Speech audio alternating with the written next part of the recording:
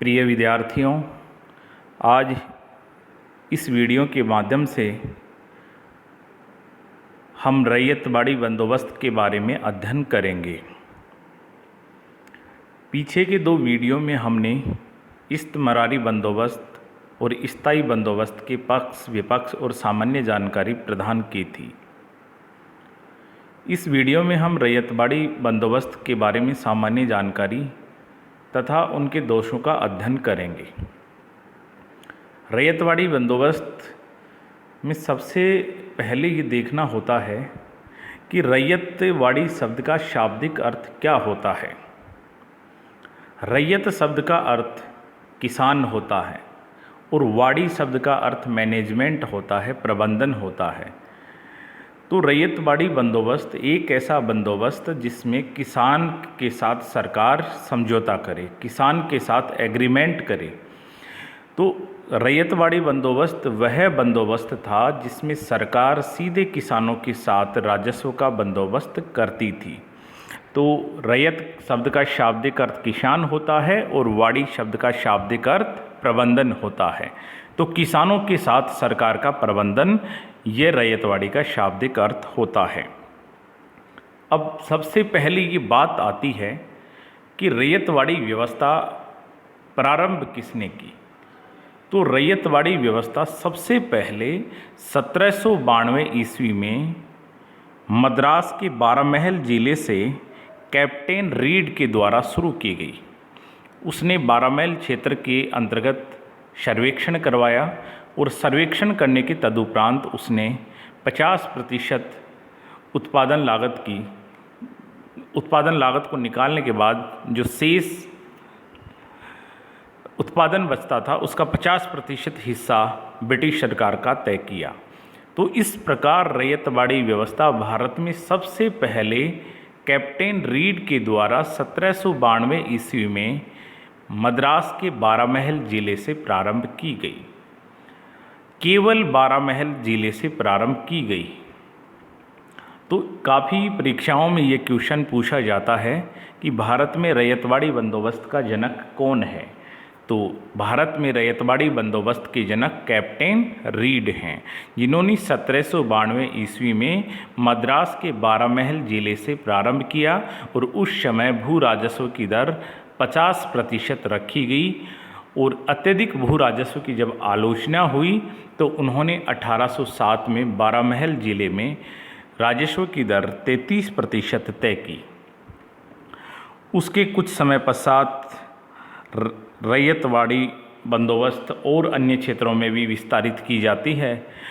लेकिन सबसे पहले हमें ये देखना है कि रैयतवाड़ी बंदोबस्त जब शुरू किया गया तो इसके पीछे क्या फ़िलॉसफी रही होगी, क्या फ़िलॉसफी थी जिस कारण उन्होंने स्थायी बंदोबस्त के विकल्प की जगह एक नई सेटलमेंट को वरीयता दी।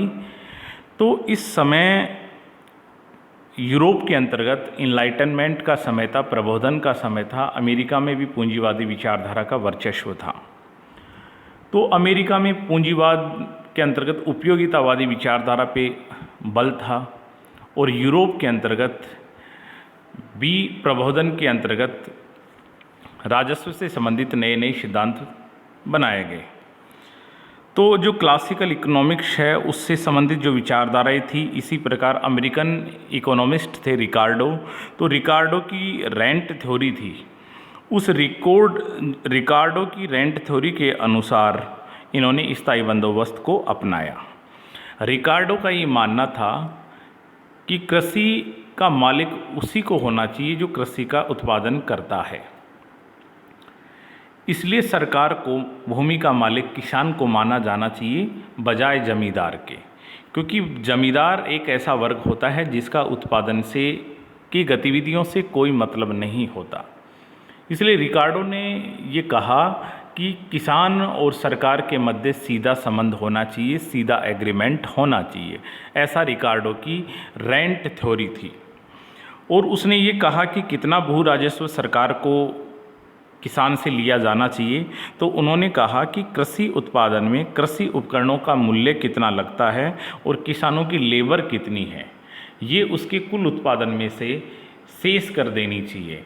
तो कुल उत्पादन माइनस उपकरणों की लागत प्लस कृषि में किसानों का लेबर, इसके बाद जो शेष लगान बचता था, शेष उत्पादन बचता था, उसमें राज्य का हिस्सा तय होना चाहिए।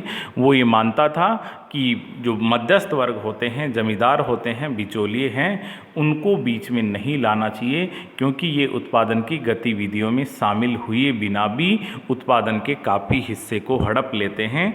तो इस प्रकार हम देखते हैं कि ये जो विचारधारा है, ये जो बंदोबस्त है, वो वास्तव में रिकार्डो के रेंट थ्योरी से तथा पूंजीवाद में उपयोगितावादी विचारधारा से ये प्रेरित थी। उपयोगितावादी भी ये कहते हैं कि वह व्यवस्था अपनानी चाहिए जिसके माध्यम से अधिकतम लोगों का अधिकतम कल्याण होता हो, लेकिन वास्तव में ऐसा नहीं था। इस बंदोबस्त का मुख्य उद्देश्य स्थायी बंदोबस्त के माध्यम से ब्रिटिश सरकार को जो अपने साम्राज्यवादी हित पूरे नहीं हो पाए थे, उन साम्राज्यवादी हितों को पूरा करना था। और सरकार ये चाहती थी कि आय का जो नियमित स्रोत है उसकी बजाय उत्पादन जैसे जैसे बढ़ता जाए तो वैसे वैसे भू राजस्व की दर भी बढ़ते रहनी चाहिए। तो इसलिए उन्होंने उपयोगितावाद को साम्राज्यवादी हितों के दृष्टिकोण से देखा, न कि भारतीय किसानों के कल्याण और समृद्धि के लिए। इस व्यवस्था में फिर हम देखते हैं कि इस व्यवस्था के अंतर्गत भी सनसेट लॉ लागू किया उन्होंने। सनसेट लॉ के बारे में हमने पहले भी अध्ययन किया है कि स्थायी बंदोबस्त के अंतर्गत कॉर्नवालिस ने 1894 ईस्वी में बंगाल के अंतर्गत स्थायी बंदोबस्त के तहत सनसेट लॉ लागू किया। सनसेट लॉ का मतलब ये होता है, स्थायी बंदोबस्त में ये था कि किसी निर्धारित तिथि तक निर्धारित राजस्व का संबंधित जमींदार भुगतान नहीं करता था तो उसकी जमींदारी को नीलाम कर दिया जाता था। लेकिन यहाँ पे जमींदार नहीं थे, इसलिए सूर्यास्त का कानून तो रखा गया, लेकिन जो प्रावधान स्थायी बंदोबस्त में किसान जमींदारों के साथ किए गए थे, वैसे प्रावधान किसान के साथ कर दिए गए कि यदि निर्धारित तिथि तक संबंधित किसान अपने भू राजस्व का भुगतान नहीं करता तो उसकी जो मालिकाना हक था उसको नीलाम कर दिया जाता था। तो उतना ही कठोर रखा गया जितना स्थायी बंदोबस्त में रखा गया। तो ये सनसेट लॉ है, सूर्यास्त का कानून उस समय लागू होता था। अब आगे देखते हैं। सबसे पहले हमने देखा कि 1792 ईस्वी में मद्रास के 12 महल जिले से कैप्टन रीड ने शुरू की, लेकिन अन्य क्षेत्रों में भी ये धीरे धीरे बड़े स्तर पे लागू होती है। उस समय 2 बड़ी प्रेसिडेंसी हुआ करती थी जिसमें काफ़ी बड़ा क्षेत्र था। 3 प्रेसिडेंसी थी वैसे, बंगाल, मद्रास और मुंबई। उनमें से जो 2 बड़ी प्रेसिडेंसी थी, चूँकि बंगाल प्रेसिडेंसी में स्थायी बंदोबस्त को अपना चुके थे, इसलिए जो अन्य 2 प्रेसिडेंसियाँ थी उनके लिए भी ये विचार किया जा रहा था कि ऐसा कौन सा बंदोबस्त अपनाए जिससे साम्राज्यवादी हितों की अधिकाधिक पूर्ति हो सके। इसलिए एक टेस्ट किया गया मद्रास के 12 महल जिले से। जब उनको उनके हितों के मुताबिक लगी तो उन्होंने जो बड़े प्रेसिडेंशियल एरिया थे मद्रास और बम्बई, उन पर भी लागू करने का उन्होंने प्रयास किया। मद्रास में हम देखते हैं 12 महल के अलावा कैसे लागू होती है। तो 1820 से 1827 के मध्य टॉमस मुनरो को मद्रास का गवर्नर जनरल बनाया गया। तो मद्रास का जब गवर्नर जनरल बना तो उसने मद्रास के अंतर्गत विस्तृत रूप से रैयतवाड़ी बंदोबस्त को लागू किया। भूमि का सर्वेक्षण करवाया गया, भूमि की उत्पादकता के अनुसार, फसलों के अनुसार पूरे सर्वेक्षण करवाए जाते हैं और उस सर्वेक्षण के आधार पर भू राजस्व निर्धारित किया जाता है। तो जो क्षेत्र अधिक उत्पादक थे वहाँ पे लगभग 55% दर रखी गई और जो क्षेत्र कम उपजाऊ थे वहाँ लगभग 33% उपज का रखा गया। तो स्थायी बंदोबस्त में लगभग 33% से लेकर 55% भू राजस्व की दरें निर्धारित की गई। तो इस प्रकार मद्रास के अंतर्गत रैयतवाड़ी बंदोबस्त को लागू करने का श्रेय टॉमस मुनरो को जाता है। तो प्रश्न काफ़ी बार पूछे जाते हैं कि मद्रास के अंतर्गत रैयतवाड़ी बंदोबस्त को किसने लागू किया। तो मद्रास में टॉमस मुनरो ने इसको लागू किया जब वह मद्रास का गवर्नर था। अब इसमें महत्वपूर्ण बात ये आती है कि भू राजस्व का भुगतान कैसे होता था। किसान अनाज के रूप में करता था या नकद के रूप में करता था। तो इस रैयतवाड़ी बंदोबस्त में भू राजस्व का भुगतान नकद के रूप में करना पड़ता था। इस प्रावधान के कारण रैयतवाड़ी बंदोबस्त के माध्यम से किसानों के लिए जो कुछ सुधार की उम्मीद थी वो भी ख़त्म हो गई, क्योंकि किसान अपनी उपज को धीरे धीरे उस प्रकार की करना चाहता था ताकि नगद के रूप में भुगतान हो सके। तो इसका सीधा सीधा तात्पर्य है कि वो कृषि में कॉमर्शियलाइजेशन करना चाहते थे, कृषि का वाणिज्यीकरण करना चाहते थे, ताकि यूरोप के अंतर्गत ब्रिटेन में जो इंडस्ट्रियल रिवॉल्यूशन हुई है उसके लिए कच्चा माल प्राप्त किया जा सके, जो वाणिज्यिक फसलों से संभव हो सकता था। चूँकि नगद में इसलिए लिया जाता था क्योंकि खाद्यान्न फसलें तुरंत बाज़ार में कैश में कन्वर्ट नहीं होती, लेकिन जो वाणिज्यिक फसलें हैं उनको आसानी से और बहुत तीव्र गति से कैश में कन्वर्ट किया जा सकता है। इसलिए अप्रत्यक्ष रूप से ऐसा प्रयास किया गया कि मद्रास प्रेसिडेंसी के लोग धीरे धीरे वाणिज्यिक फसलों की तरफ अपनी रुचि को बदलें। परिणाम स्वरूप यहाँ से कच्चा माल इंडस्ट्रियल रिवॉल्यूशन जो इंग्लैंड में हो रही थी उसके लिए प्राप्त हो सकें। तो किसानों को नगद में देने के लिए वादे किया गया। परिणाम स्वरूप किसान नगद में अपने भू राजस्व का भुगतान करने के लिए साहूकार और महाजनों के पास जाते हैं। तो इस प्रकार इस व्यवस्था से अप्रत्यक्ष रूप से महाजन वर्ग का भी उदय होता है और इस महाजन वर्ग के प्रति धीरे धीरे किसानों ने विद्रोह किया, जो आगे हम कभी किसान विद्रोह का टॉपिक पढ़ेंगे तो उसमें देखेंगे। तो भू राजस्व का भुगतान इस बंदोबस्त में नकद के रूप में होता था। स्थायी बंदोबस्त जैसे 1793 में फिक्स कर दिया गया था, उसके बाद से लेकर आज़ादी तक स्थायी रहा, वैसे ही इस बंदोबस्त की बात आती है कि ये बंदोबस्त कितने वर्ष के लिए किया गया। तो सामान्य रूप से ये बंदोबस्त 30 वर्ष के लिए किया जाता था। हालांकि उससे पूर्वी समीक्षा होती रहती थी, लेकिन मुख्य रूप से एक मानक जो समयावधि थी वो 30 वर्ष थी। तो भू राजस्व का भुगतान नगद के रूप में होता था और मद्रास में इस बंदोबस्त की अवधि 30 वर्ष रखी गई थी। अब बात ये आती है कि रैयतवाड़ी बंदोबस्त मद्रास के अलावा कहाँ कहाँ लागू किया गया। तो मद्रास, बम्बई, कुर्ग और असम के कुछ भागों में लागू की गई थी। बहुत ही इम्पोर्टेंट पॉइंट है कि ये कहाँ कहाँ लागू की गई थी। तो ये भारत के मद्रास, बम्बई, कुर्ग और असम के क्षेत्रों में लागू की गई थी। तो हम अब बम्बई में भी रैयतवाड़ी बंदोबस्त के बारे में अध्ययन करते हैं, क्योंकि उस समय भी एक स्वतंत्र प्रेसिडेंसी के रूप में बम्बई थी, तो काफ़ी बड़ा एरिया इसके अंतर्गत होता था। तो बम्बई के अंतर्गत रैयतवाड़ी बंदोबस्त के सर्वाधिक प्रयास किए बम्बई का तत्कालीन गवर्नर था एल्फिंस्टन, उसने किया। एल्फिंस्टन का सहयोगी था चैपलिन। तो इस प्रकार बम्बई के अंतर्गत रैयतवाड़ी बंदोबस्त के सर्वाधिक प्रयास जिन व्यक्तियों ने किए वो 2 व्यक्ति थे, एल्फिंस्टन और चैपलिन। यदि सबसे प्रमुख योगदान देखा जाए तो एल्फिंस्टन का रहा, उसके बाद चैपलिन का रहा। तो बम्बई में रैयतवाड़ी बंदोबस्त लागू करने का श्रेय एल्फिंस्टन और चैपलिन को जाता है। बम्बई में यदि हम सर्वप्रथम देखें तो 1824 से 1828 के मध्य प्रिंगल को भूमि सर्वेक्षण का दायित्व दिया गया।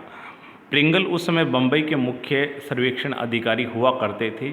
उन्होंने सर्वेक्षण किया, लेकिन सर्वेक्षण करके उन्होंने जो रिपोर्ट दी उसके आधार पर ये तय किया कि लगभग 55% भू राजस्व की दर होनी चाहिए। लेकिन उनके जो आंकड़े थे उनको लेकर बड़ा विरोधाभास हुआ कि 55% भू राजस्व की दर अत्यधिक दर होती है, तो किसान इसको आसानी से नहीं दे पाएंगे। तो जिन किसानों का शोषण पहले से ही ज़्यादा है तो वो इसको नहीं चुका पाएंगे, इसलिए उनके सर्वेक्षण को अस्वीकार कर दिया गया। उसकी काफ़ी सीमाएं थी। इस कारण फिर एक नवीन सर्वेक्षण की बात मुंबई में की गई। तो फिर नया सर्वेक्षण का कार्य दिया गया विंसेंट को। विंसेंट को दिया जाता है 1835 में उनको नियुक्त किया जाता है नया सर्वेक्षण अधिकारी के रूप में। तो वो विभिन्न कारकों के आधार पर, फसल की उत्पादकता के आधार पर, फसल के आधार पर और विभिन्न वर्षों के एक एवरेज प्रोडक्शन के आधार पर वो भू राजस्व के लिए अपना सर्वेक्षण प्रस्तुत करता है। 1847 में उनके सर्वेक्षण को स्वीकार किया गया। अब विंसेंट के साथ उसका एक सहयोगी भी था जिनका नाम गोल्ड स्मिथ था। तो गोल्ड स्मिथ और विंसेंट ने बम्बई के अंतर्गत सर्वेक्षण किया। लागू करने में सबसे बड़ा योगदान एल्फिंस्टन और चैपलिन का है, लेकिन सर्वेक्षण का कार्य विंसेंट और गोल्ड स्मिथ ने किया। और बम्बई में जो सर्वे किया गया उसको बॉम्बे सर्वे सिस्टम कहते हैं, इसलिए बॉम्बे सर्वे सिस्टम के जनक विंसेंट और गोल्ड स्मिथ को माना जाता है। तो जब भी आपसे पूछा जाए बॉम्बे सर्वे सिस्टम के जनक कौन थे, तो विंसेंट और गोल्ड स्मिथ। बम्बई में भी इस बंदोबस्त की समयावधि हम देखें तो जैसे मद्रास में 30 वर्ष थी, वैसे ही इस क्षेत्र में भी लगभग 30 वर्ष थी।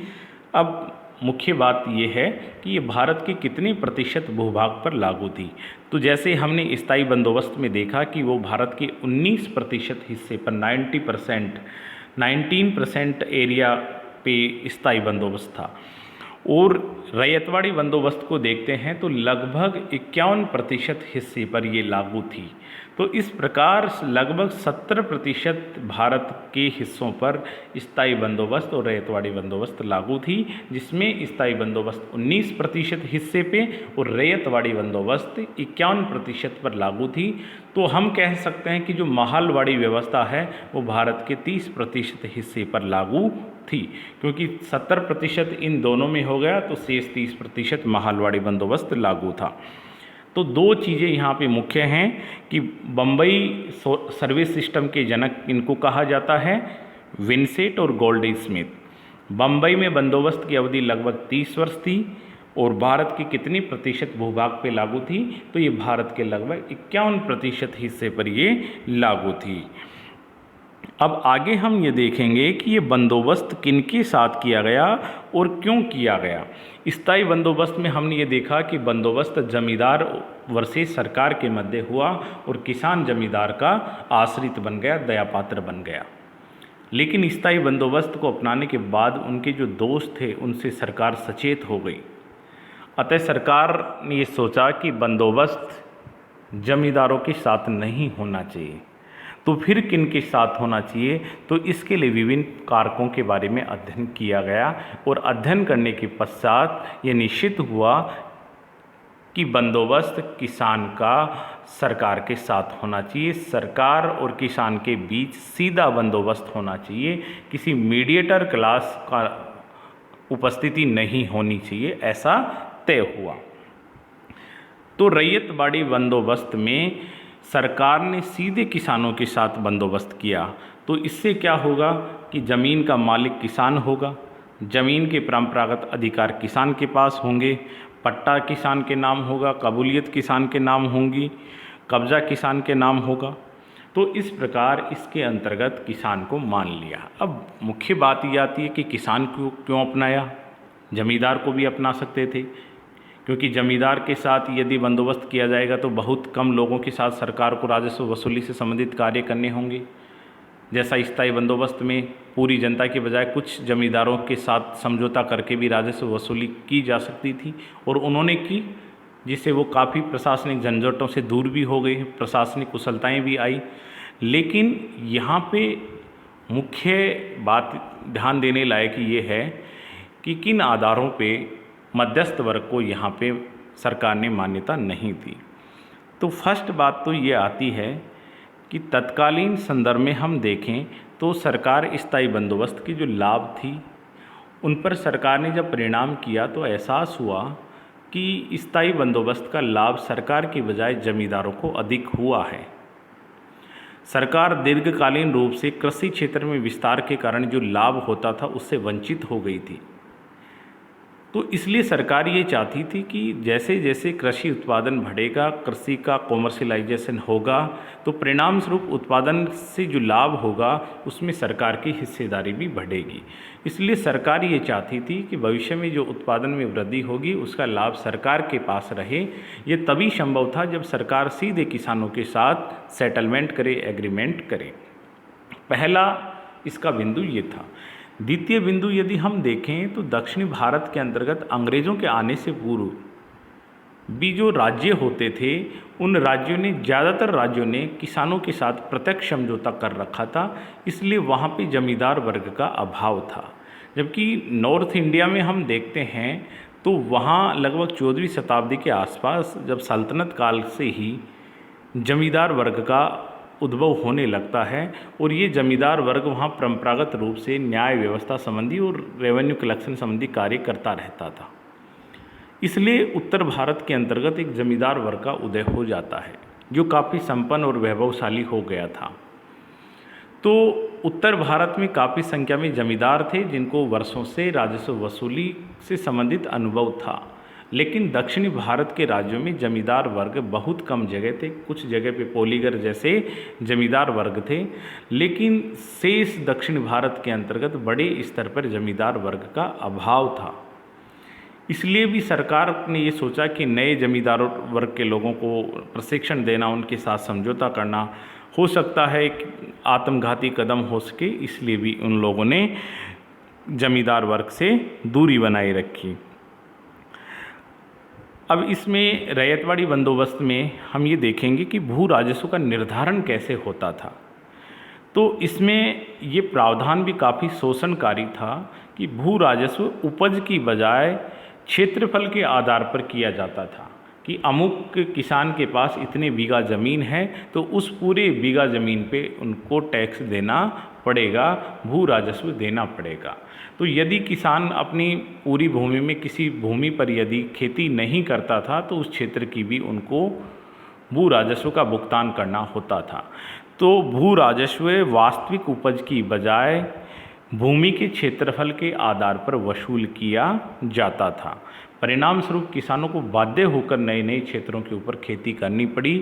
तो अप्रत्यक्ष रूप से खेती का भी विस्तार हुआ और भू राजस्व को नगद में लेने से कृषि का कॉमर्शियलाइजेशन को भी प्रोत्साहन हुआ।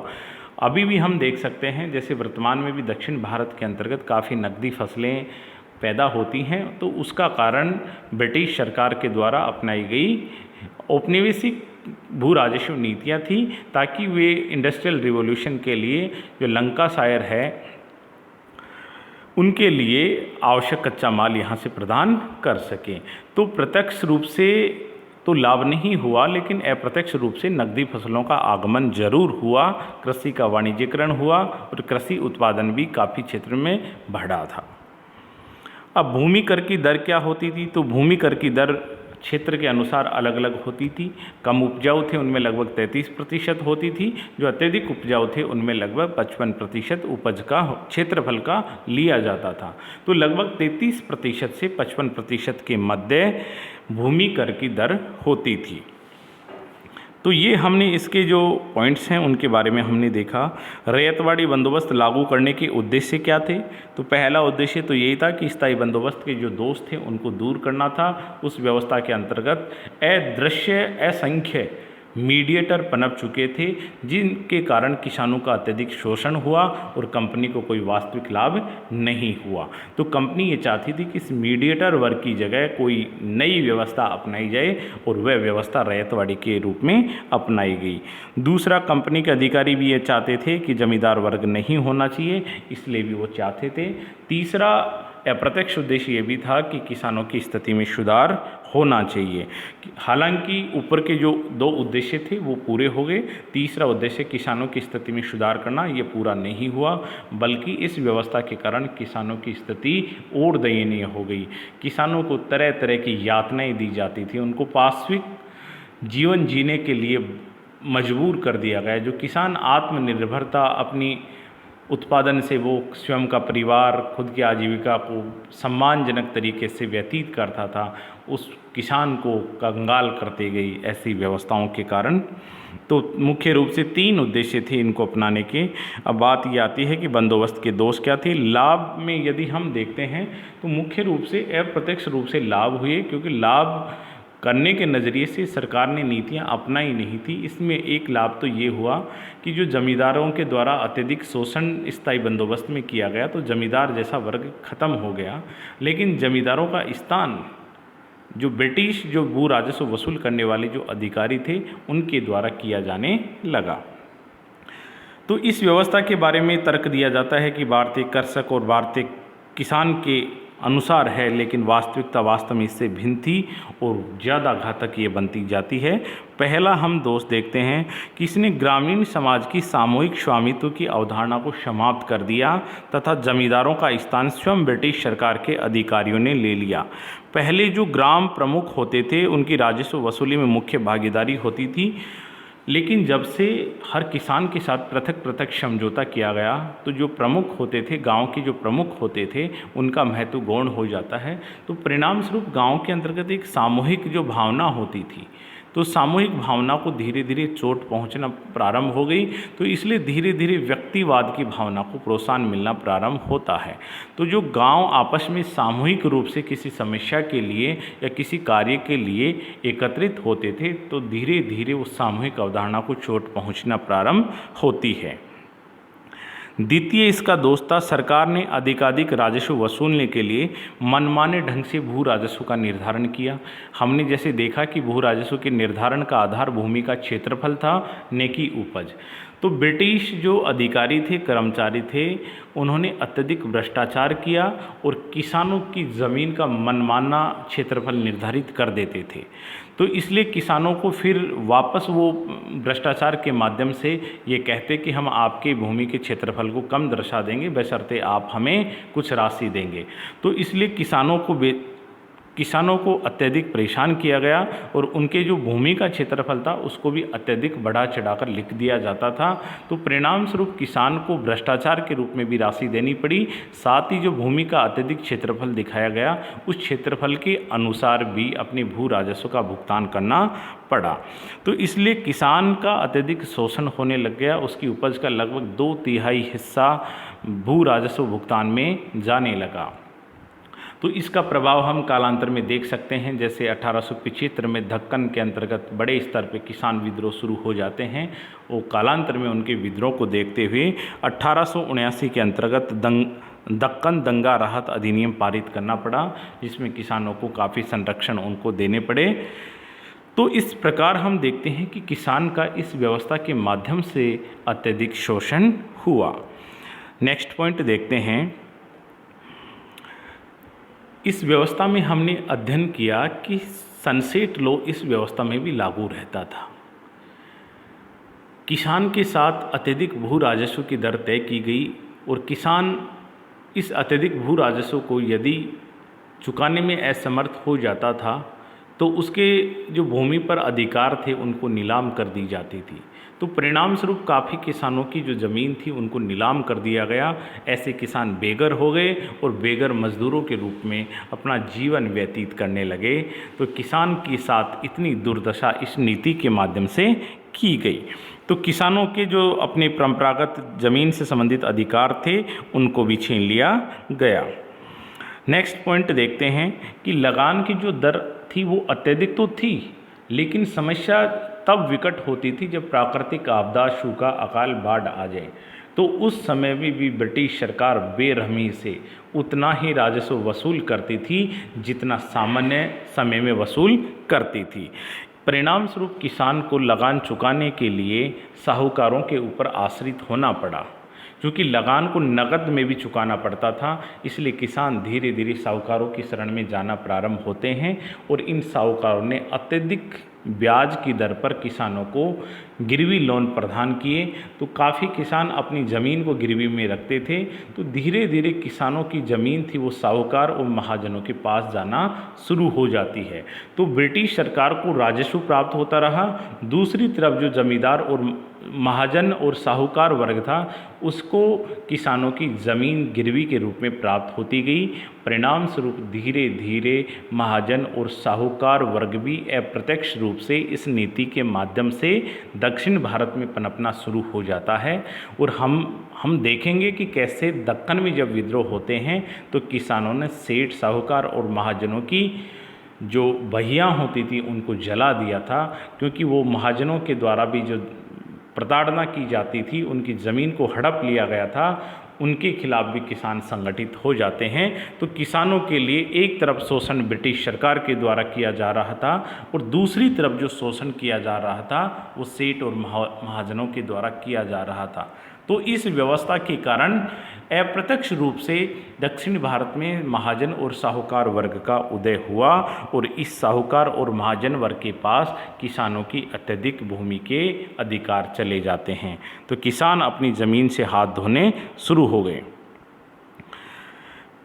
नेक्स्ट पॉइंट है, किसानों के साथ चूँकि सीधे वसूली का कार्य ब्रिटिश सरकार के अधिकारी और कर्मचारी करते थे, तो ये भूमि के क्षेत्रफल के निर्धारण की बात हो या राजस्व वसूली करने का जो तरीका हो, उसमें किसानों के साथ बड़ा दुर्व्यवहार करते थे। तो किसान जो आत्म स्वाभिमानी जीवन व्यतीत करता था, तो उसके आत्मसम्मान पर मनोवैज्ञानिक रूप से चोट की जाती थी, ताकि वह हर्ष या मजबूरी में ब्रिटिश सरकार के शोषण को सहन करता रहे और उनके शोषण के खिलाफ आवाज़ न उठा पाए।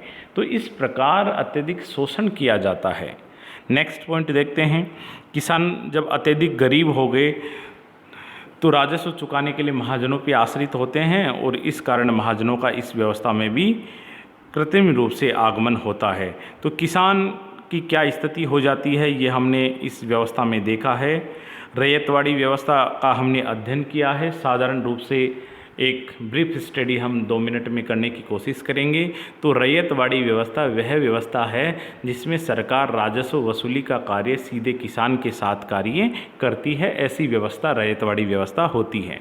प्रारंभ के बारे में देखते हैं कि इस व्यवस्था को सबसे पहले 1792 ईस्वी में मद्रास के बारामहल जिले से कैप्टन रीड के द्वारा शुरू की गई और उस समय लगभग 55% भू राजस्व की दर नियत की गई, लेकिन विरोध होने पर 1807 के अंतर्गत लगभग 33% राजस्व की दर तय की गई। तो इस प्रकार कैप्टन रीड इसका जन्मदाता माना जाता है। रैयतवाड़ी बंदोबस्त के पीछे दर्शन तो रिकार्डो की जो रेंट थ्योरी है उसके अनुसार, और पूंजीवाद की जो उपयोगितावादियों की है, और क्लासिकल थ्योरी है वो मुख्य रूप से इनके दर्शन के पीछे है। रिकार्डो ने जैसे कहा कि उत्पादन पर अधिकार, भूमि पर उसी वर्ग का अधिकार होना चाहिए जो उत्पादन करता है, तो इसलिए भूमि पर अधिकार किसान का होना चाहिए और भू राजस्व का निर्धारण कृषि उत्पादन में उपकरणों पर जो निवेश किया गया है और किसान की जो लेबर है उसके बाद जो शेष उत्पादन बचता है उस पर राज्य और किसान का हक होना चाहिए।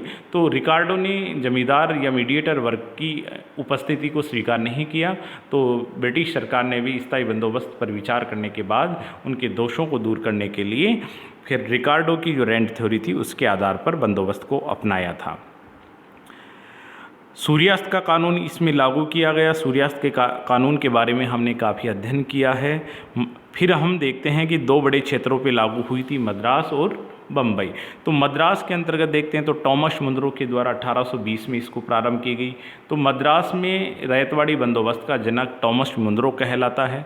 भू राजस्व का भुगतान हम देखते हैं तो भू राजस्व का भुगतान इसमें नकद के रूप में किया जाता था। परिणाम स्वरूप किसानों को कैश क्रॉप्स की तरफ मूवमेंट करना पड़ा। मद्रास में बंदोबस्त की समयावधि देखते हैं 30 वर्ष है, जो बम्बई में भी 30 वर्ष थी। लागू कहाँ कहाँ होती है काफ़ी महत्वपूर्ण है। तो मद्रास, बम्बई, कुर्ग और असम के कुछ भागों में ये लागू की गई थी। बम्बई में रैयतवाड़ी बंदोबस्त देखते हैं तो बम्बई में रैयतवाड़ी बंदोबस्त का सर्वाधिक योगदान एल्फिंस्टन को जाता है और उसका सहयोगी चैपलिन है। तो इस प्रकार बम्बई में एल्फिंस्टन और चैपलिन को रैयतवाड़ी बंदोबस्त का जनक माना जाता है। तो वहाँ बंदोबस्त लागू करने के बाद से पहले सर्वेक्षण करवाया गया। तो सर्वेक्षण पहला प्रिंगल ने किया, लेकिन उसको कुछ सीमाओं के कारण स्वीकार नहीं किया गया। तो 1835 में इसका दायित्व विंसेंट को दिया गया और विंसेंट के सहयोगी के रूप में गोल्ड स्मिथ थे। तो 2 व्यक्तियों के द्वारा, विंसेंट और गोल्ड स्मिथ के द्वारा बम्बई के अंतर्गत सर्वेक्षण किया गया और उस सर्वेक्षण के आधार पर रैयतवाड़ी बंदोबस्त मुंबई में लागू की गई। इस कारण विंसेंट और गोल्ड स्मिथ को बम्बई सर्वे सिस्टम का जनक माना जाता है। बम्बई में बंदोबस्त की अवधि जितनी मद्रास में थी उतनी 30 वर्ष रखी गई। भारत के भूभाग पर देखते हैं तो भारत के भूभाग के लगभग 51% एरिया पे लागू हुई। बंदोबस्त किसके साथ किया गया? तो बंदोबस्त मुख्य रूप से किसान के साथ किया गया। क्यों किया गया? क्योंकि स्थायी बंदोबस्त के माध्यम से मीडिएटर वर्ग के द्वारा जो ब्रिटिश राजस्व को जो हानि होनी थी उसका पता और एहसास हो गया था। इसी प्रकार साउथ इंडिया के अंतर्गत परंपरागत रूप से भी जमींदार वर्ग का उतना वजूद नहीं था जितना हम नॉर्थ इंडिया में देखते हैं। तीसरा है भू राजस्व का निर्धारण कैसे होता था। तो भू राजस्व का निर्धारण भूमि की उपज की बजाय भूमि के क्षेत्रफल के आधार पर होता था। भूमि कर की दर हम देखते हैं तो 33% से लेकर 55% तक भूमि कर की दर तय की गई। रैयतवाड़ी बंदोबस्त लागू करने के उद्देश्य के बारे में देखेंगे तो मध्यस्थ वर्ग को समाप्त करना था। दूसरा, क्योंकि यहाँ पे जमींदार वर्ग था ही नहीं तो ऐसे लिए एक नई व्यवस्था अपनानी थी, तो नई व्यवस्था के रूप में रिकार्डो की रेंट थ्योरी के आधार पे किसानों के साथ समझौता किया गया। तीसरा, जब स्थायी बंदोबस्त के दोष आना शुरू हुए तो ऐसा हुआ कि वास्तव में किसानों के साथ मीडिएटर वर्ग के द्वारा अत्यधिक शोषण हुआ, तो वो रैयतों की स्थिति में सुधार भी करना चाहते थे, लेकिन ऐसा उद्देश्य वो किसानों की स्थिति इसलिए सुधार करना चाहते थे, इसके पीछे उनकी एक औपनिवेशिक दृष्टि थी कि यदि किसान समृद्ध होगा, उत्पादन उसके कारण उत्पादन बढ़ेगा और उनका उत्पादन बढ़ेगा तो ब्रिटिश सरकार को ज़्यादा से ज़्यादा भू राजस्व की प्राप्ति होगी। तो किसान कैसे समृद्ध हो, इसके लिए उन्होंने कैश क्रॉप्स जो वाणिज्यिक फसलें हैं उनकी पैदावार करने के लिए बाध्य किया। तो कैश क्रॉप्स आई तो अप्रत्यक्ष रूप से ये हमें भविष्य में इससे लाभ भी होता है, लेकिन वो इनडायरेक्टली हमें प्रॉफिट होता है। तो ब्रिटिशर का ऐसा कोई प्रत्यक्ष उद्देश्य नहीं था कि वो किसानों को समृद्ध करें। बंदोबस्त के दोष इसके बारे में हमने देखे हैं कि जो जमींदारी व्यवस्था है उससे भी ज़्यादा ये दुष्कर साबित होती है। सामूहिक स्वामित्व की अवधारणा जो गाँवों के अंतर्गत लागू थी, मनोवैज्ञानिक रूप से सभी को जोड़ के रखती थी। ग्राम एक परिवार की तरह व्यवहार होता था, तो वो भावना धीरे धीरे व्यक्तिवाद के रूप में बढ़ती है। द्वितीय, हमने देखा था कि सरकार ने मनमाने ढंग से भू राजस्व वसूल करके किसानों का शोषण किया। किसानों ने दक्षिण भारत में विरोध भी हुआ। तीसरा, हम देखते हैं कि सूर्यास्त कानून के माध्यम से किसान का अत्यधिक शोषण होता है। काफ़ी किसानों को अपनी भूमि से बेदखल कर दिया गया और लगान भी अत्यधिक दर से वसूल होता था, जो किसी आपदा, बाढ़, अकाल के समय किसी प्रकार की छूट किसान को नहीं दी जाती थी। तो इस टॉपिक के माध्यम से हम ये भी देखेंगे कि कैसे किसानों का ब्रिटिश जो कर्मचारी थे, अधिकारी थे, उनके द्वारा शोषण होता है। किसानों से अत्यधिक भू राजस्व वसूली की, धीरे धीरे वो महाजनों पे आश्रित होते हैं, तो काफ़ी किसान भूमिहीन हो जाते हैं और वो निराश्रित बेसहारा लोग होने लगते हैं। इस टॉपिक के साथ हम यहीं ख़त्म करते हैं। आगे की वीडियो में हम महलवाड़ी बंदोबस्त के बारे में अध्ययन करेंगे। उम्मीद है सभी बच्चे इस वीडियो का अध्ययन करेंगे। धन्यवाद।